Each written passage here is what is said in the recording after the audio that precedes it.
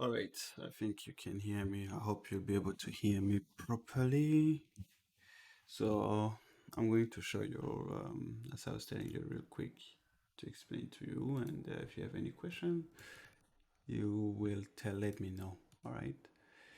So I'll just go through the exercise as I explained to you. So the goal will be to read a file, a normal file, which is the XML file I sent you, the exercise file you found in the email. And so what I meant by extract ETL, so in the data world ETL, extract, transform, and load, as in when they say extract, it means to be able to extract. Obviously, it's self-explanatory, is to extract the data from whatever file you are reading from, either the file or it can be a message. But I will not go deeper into what kind of message I'm talking about. But take it as if you have to extract the data from, like the same way you can read a document and they tell you, for example, extract all the relevant information that we want. So in our case, the relevant information we need is the file ID here, the origin, the file date, the execution date, etc., etc., the amount, the exponent, the currency, and everything. And when they mean transform, it means you need to, before you save the information, you need to transform it. For example, let's say your name is, let's say for me, for example, let's say all the names are like this. Where I need to here, Kevin, Kim Kevin. And the goal, let's say you are taking from the account and they let you know, I want you to transform it in the way that all the names are only stored in uppercase. So that means somewhere in your program, when you fetch the name and the first name, you will have to transform them into uppercase so that in the file it's written like this. It's a mix of uppercase and lowercase, but when it's stored, it's like it's in uppercase like this. For example, this is a transformation that I have made. For example, you get me. And in your exercise, the way you could maybe apply a transformation is to no, it's not a transform. And yeah, a transformation is maybe they say we don't need to keep the hour at what time the execution date was. We just need only to keep the date. And for example, what you will do, you will remove this in your program and just keep this one. You start to see this is why it's very hard when you use like a Postgres or a tool already there to export to load the file, because it cannot do this kind of operations for you.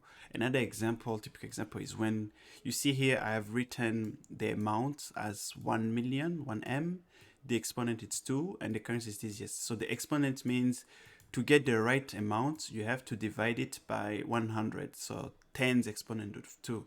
So 10 square, if I may say. So the real amount was 100,000. Why is it like this? I'm saying, explaining to you also, is because in the world, like where you move money, sometimes you have like cents and everything, and you don't want to have like something like this, for example. But I won't go deeper into this. So this is the transformation part. So your Python codes will have to when the program launches, it will have to go in a certain folder. I'm just giving you the steps. It will have to be able to go in a certain folder. Let's say my folder here is Zoom. Go to the folder, read the files which is there, take that particular file, opening it. So open as in your code will open it. Open it, parse the XML file. So when we are reading XML files or other type of file, we call it parsing. It's called parsing. I'm parsing that file. It means you are parsing through the whole file, like to read and everything. And then take whatever data, as I was explaining, into the in the in the exercise file to store it in the database.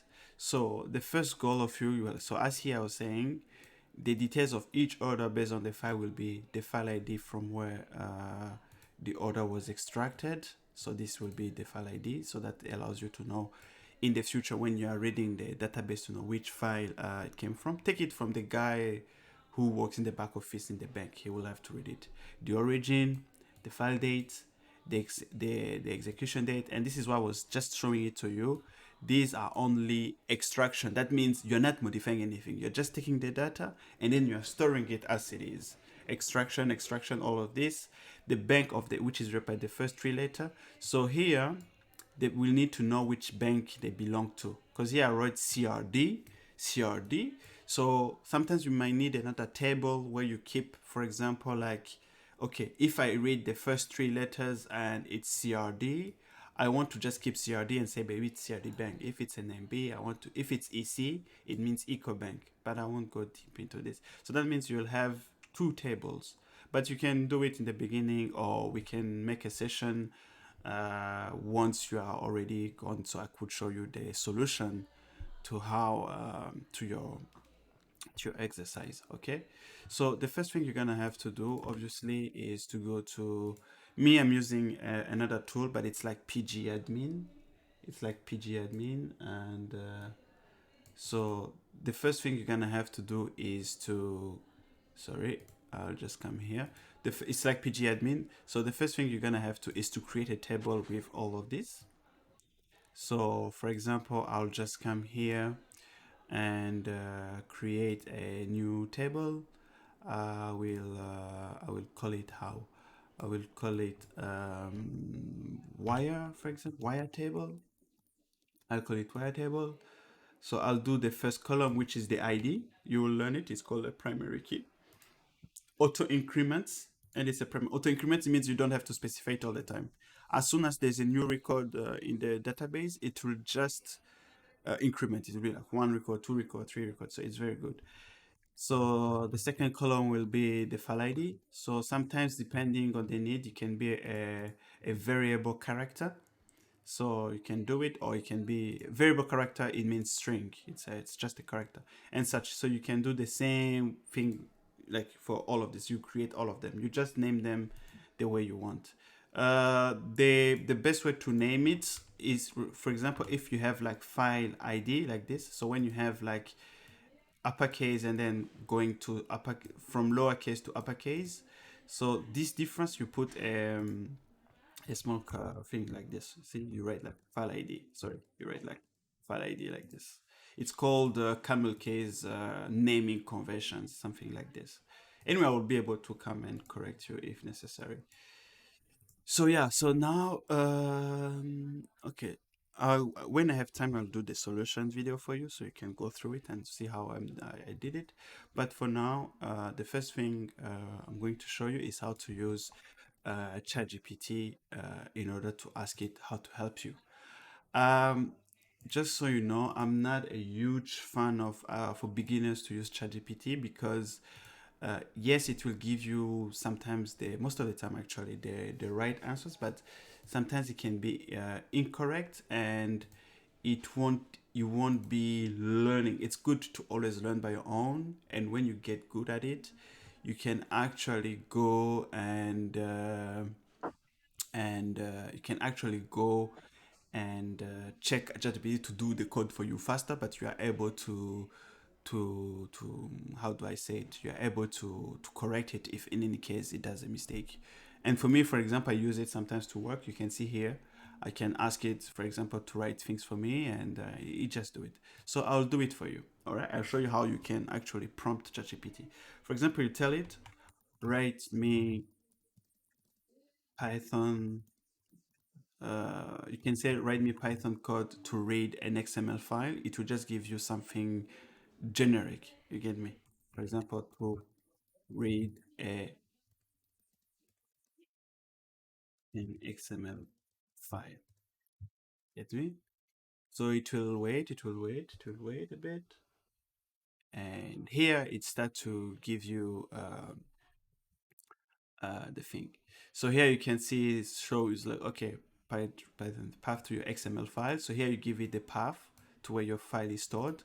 So in order to do it, you can just go, for example, the file is here. Let me show you. The file is here. You can just do like this. You come here, you go to properties, and you see you have the path. You do like this, see download. So for example, my file is at C, and then you slash, and then you write exercise.xml. So this is the path you're gonna give it, and the program will be able to go there and actually read it. So pass the XML file, so it will read the tree, get the root element of the XML tree. So the root of the file is always this one. Of an XML, it's always this one. This is the root. You see? This is the root, this is the child. So an XML is always in a tree structure. So this is the root, this is the child of the root. Order is a child of the root, but also order details is the child of the order element, and such and such. The below. Take it like a tree, and you have leaves. So you have wire on top, and then wire has order, and then order has order details, and order details have amount, exponent, and currency, and such. I will be able to do a whole progressive videos, and these are called attributes.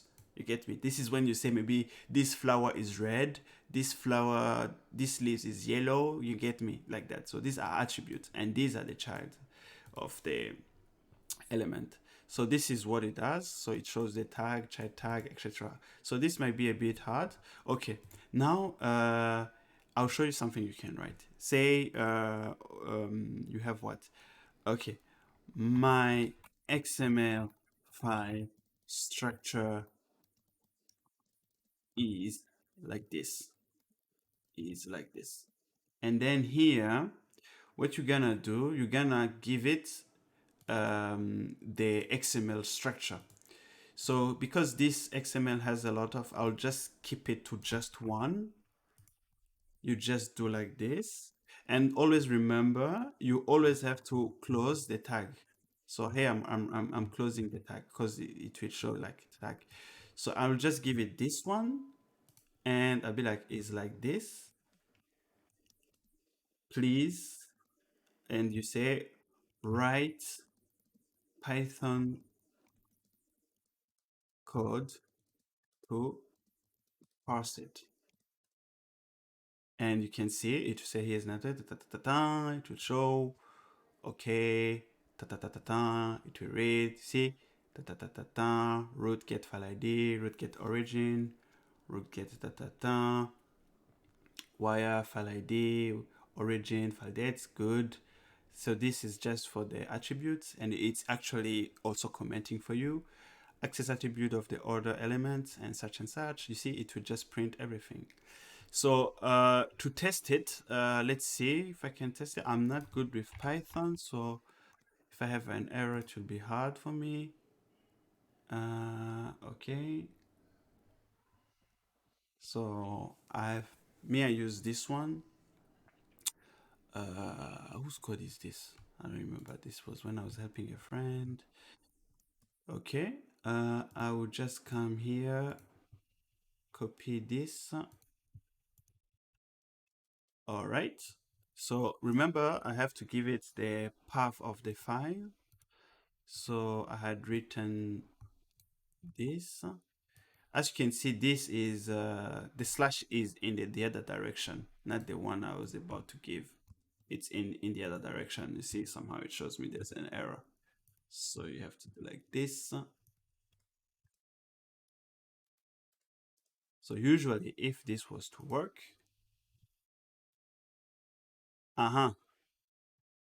you see, it's able to read. You can see it went ahead, it read ta ta ta ta, BOT, it got the date, it got the execution date, got the beneficiary, it got the origin, it got the amount, got the exponent, got the DZS, and such and such and such. Okay? But if you pay attention, it did not, it just read the first kid. I mean, as in, it read only the first order. It did not read all of the order. So this is when you come back. Usually, you will have to learn it slowly. Usually, this is when you come back and say, uh, the file has multiple order elements. Can you modify the code to read them or parse them? Same. So here it's gonna redo the code. So I will advise you to check both codes, the first one and the second one, so you can see how we did. So it's going to iterate. Before it just read the first kid, but now it's going to iterate. So here it's doing the second part of the code. Okay. And I think I can just do this. So you can see it's doing like for order in root find all orders. See, so it's good. See, this is how you can learn already when you have multiple of the same of the same type of document to read in the future, so you can read all of this.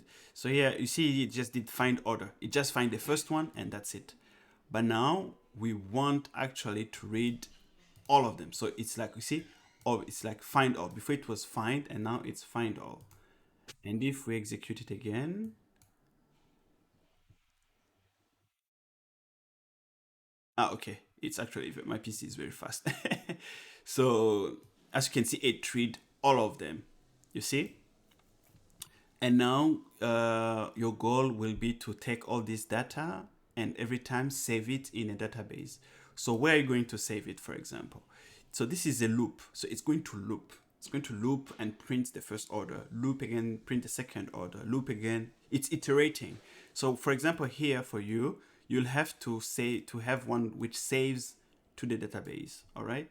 And this is, for example, you say, okay, then I want to save this is how you see the power of ChatGPT. You can just talk it out as a normal person. I want to save the order, the data to a that a Postgres. You can even tell it Postgres database. See, you need to establish and everything. So you will start to download things. This is where I want you to actually start to learn on your own. So it's to actually go and learn slowly, and such. Okay, see here it's teaching you. You see, this is the query. It talks to you, right? Insert into wires, values, etc. So this one you have to do it based on the database you created. You say, here's where I put the file ID, here's where I put the origin, here's where I put the thing. You see, into orders and such. Here it's trying to do a good type of DB because it wants to separate, to make a relation between the file ID and the order. But you can save everything into one database. You don't have to save them differently and such. Okay. Hopefully it will help you to understand. I hope I was able to explain to you. So if you need more, I can help you with it. So don't worry, you just can. I advise you to use it, yes, but also to look directly on the internet, as in uh, how to parse an XML file in Python, okay, and just learn it and try to do it. And then once you get it, you can go back to ChatGPT to correct you. You can even give ChatGPT sometimes and tell it a code and tell it, can you read my code and tell me where the mistake is? And it will sometimes give it to you. And yeah. And this weekend, when I have time, I'll do a proper solution from A to Z if it interests you. And you can see the thought process I went through. And this is Kabisa, the basics. If you can do it with an XML file, you can do it with any file. You can read an Excel file and do the same. You can do, like, you will start to understand the process. This is not to read, what I'm trying to say, the goal is not to read an XML file. It's to first get a hang of how uh, people process data. Because the source of the data right now is an XML file, but in the future it can be another database and such. So the more exercise you go through, the more easy you'll be comfortable with doing it. But at the base, it always be ETL. It will be extract, transform, and load. The extent of the transformation varies. It can be complex, can be simple. But at the end of the day, it's those three. All right.